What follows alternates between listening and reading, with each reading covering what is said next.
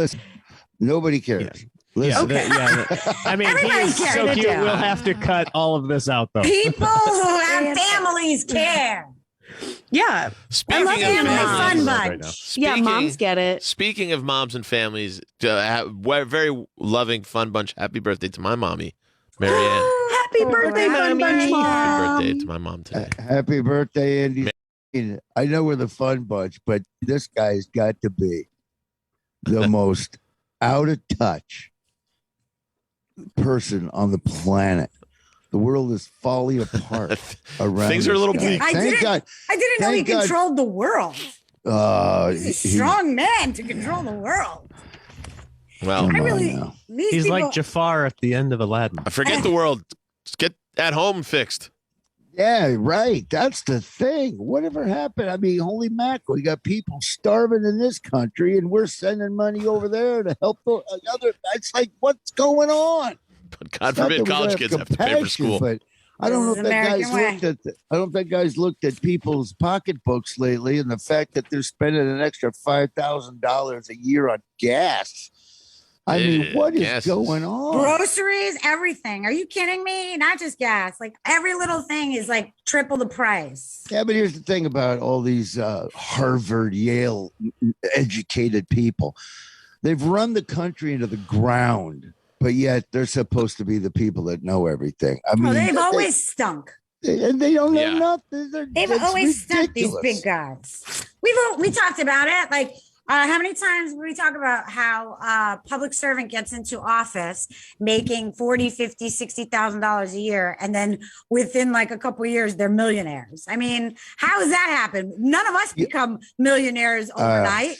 The quickest way to earn a lot of money is run for Congress, run for Senate, run for even governor. I mean, back in the day, remember it used to be called a public service. I want to be a servant to the public. They don't care. And ever since they started poli-sci classes and you can go to school to learn how to be a politician, that's when it ended. I mean, it's completely ridiculous. Ridiculous. That's one of those things. Well, by the way, you just said something poli-sci. There's a line from Seinfeld where Jerry's reconnecting with an old friend at the chicken joint, and he goes, "Remember poli-sci? How many of those did we go to?" I never knew what that meant. What does that mean? It's a class. So he's just talking about we never went to class. Yeah, political science. All right, I took one. And didn't understand anything. And I know. Listen, I thought he was talking about some kind of fraternity. I thought it was a fraternity, like like Alpha Chi Omega. I'll tell you what's crazier. Political science class. There's one thing I want to mention before I move on, and the fact that nobody. I mean, this is why I can't stand the news media. It's like what's happened to journalism? I mean, if I was a journalist and I would have jumped on this and said, "Wait a minute, why did this guy?" Did you see the general in our armed forces? Did you see his tweet that he had to take down? No. Yeah. Okay. There you go. It was all over the internet yesterday, and but even by respective journalists that put it out and said, "Well, I don't know why this guy." He tweeted. And this is why I always talk about these Yale and Harvard educated. Oh, they know everything. It was retweeted by these people that are supposed to be these war scholars. This general tweets out a picture of a Ukrainian jet taking out this Russian whatever, taking out another Russian jet or something, right? It turned out it was from a video game. It was a scene from a literal video game that my kid plays. And somebody recognized it and said, wait a second, that's from a video game called whatever. And then as soon as somebody said something that found out it was from a video game, the guy took the tweet down. So the guy literally, a general in our armed services, a general sent out a fake scenario on the internet about the war that we are in, by the way. We are in a war right now against Russia. I mean, he sends out a fake video game picture of action in that battle, and it wasn't even real. It was from a video game. Woof. Yeah, and then he took it down, and everybody's going, "Yeah, look at this guy." I mean, what is? Weird. I mean, yeah, it's like, come on, man, are you serious? Nobody's going to question this. No, one What journalist. was the context? I don't understand. Well, it was I'm The lost context was behind. this is what's happened. The context was basically here's what's happening right now in Iraq. This is what our Like an this is- example, like he was Yeah, showing this the is an video as an example, or was he saying no. this is actual he real was saying, footage? he was saying it was real footage. Oh, well, that's ridiculous. Absolutely. It's like, is any journalist going to actually take any of these people to context? I mean, Yeah, but as you know, Maral, whenever the country starts going downhill and they need money, what happens? They always start a war somewhere. And your kids and my kids and everybody else's kids, except for their kids, got to go fight some piece of crap battle where 10 years down the line, you realize it didn't need to happen. There you go. Andy's got it up. Russian aircraft getting nailed by UKR missile defense. Russians are losing large numbers of attack aircraft.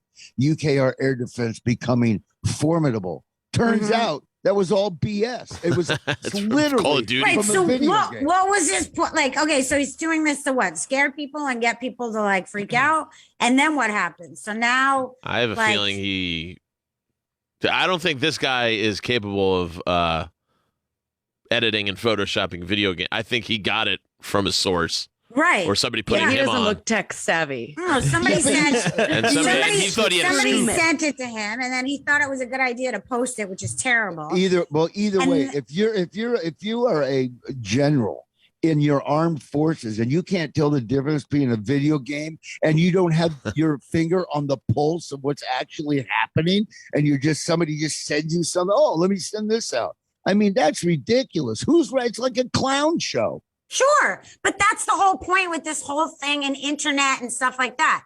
So this is a bigger problem, right? It's like, one, you don't realize how to use this resource, right? And you don't know the impact that it has, and you don't really understand it and grasp it. And everyone just assumes you're posting all these things and people like feed off of this information that's whether it's true or not.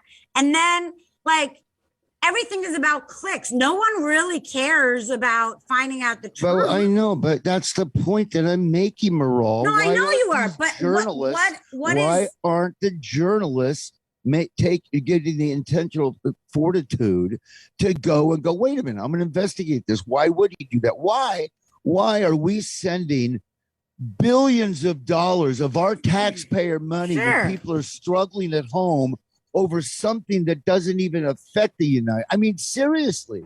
absolutely, but this isn't something new, right? So this is an argument that's No, always it's been not. had. Absolutely. And this is something where we always argue about where it's like, why There's no can't argument. I agree with you. No, not me and you. I'm not saying you and I. I'm saying that as people, like we're like, well, I don't understand why we can't take care of our own people. And what are Yeah, we doing right. constantly in other people's business? And then Yeah. people come up with a million different reasons why and helping this and that and all this garbage. But at the end of the day, and again, it's all about these, it's all tied to types of money and corruption.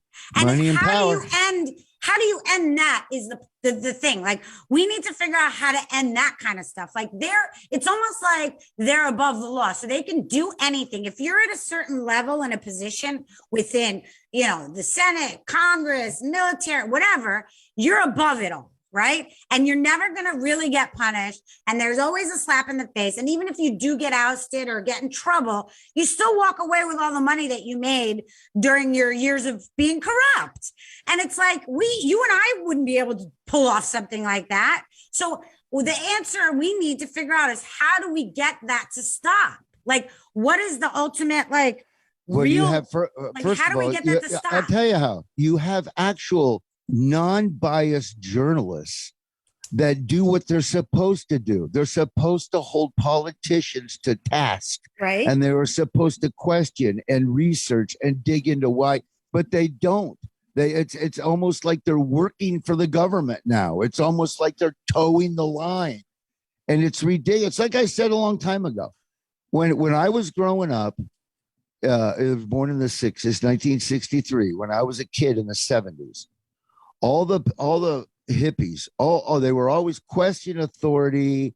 Don't trust the government. Question authority. Mhm. Now those very people that I grew up where I was a kid, those very people now are in Senate. They're in Congress. Mhm. And they're the ones that don't want you to question anything. And it's the same media people, that hippie general, all these, it's the same thing. And Right. it's crazy. I mean,